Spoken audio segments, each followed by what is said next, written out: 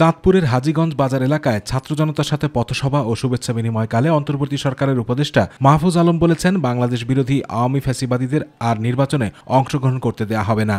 বাংলাদেশ বিরোধী আওয়ামী লীগ ফ্যাসিবাদীদের কোনোভাবেই নির্বাচনে অংশগ্রহণ করতে দেওয়া হবে না। মাহফুজ আলম বলেন, বিএনপি জামাত সহ অন্য রাজনৈতিক দল যারা বাংলাদেশপন্থী তারাই নির্বাচনে থাকবেন, আর সুষ্ঠু নির্বাচন প্রক্রিয়ার মধ্য দিয়ে সকল দল প্রতিযোগিতার মাধ্যমে বাংলাদেশে শাসন প্রতিষ্ঠা করবে। যত রাজনৈতিক দল আছে, ছাত্র সংগঠন আছে, ছাত্ররা আছে, শ্রমিক, নারী, আলেম ওলামা আছেন, সবাই যারা বাংলাদেশপন্থী তারাই বাংলাদেশে থাকবেন এবং এই বাংলাদেশে সুষ্ঠু নির্বাচন প্রক্রিয়ার মধ্য দিয়ে তারা পজিটিভ একটি কম্পিটিশনের ভিতর দিয়ে বাংলাদেশে শাসন প্রতিষ্ঠা করবেন। আশুলিয়া গণস্বাস্থ্য কেন্দ্রের PHA কনভেনশন হলে অষ্টদশ জাতীয় যুব সম্মেলন অনুষ্ঠানে সমাজ কল্যাণ উপদেষ্টা শারমিন এস মুর্শিদ বলেন, 2024-এর মুক্তিযুদ্ধ থেকে পিছলে পড়লে আরেকটি প্রজন্ম অনিয়মের বিরুদ্ধে দাঁড়িয়ে যাবে।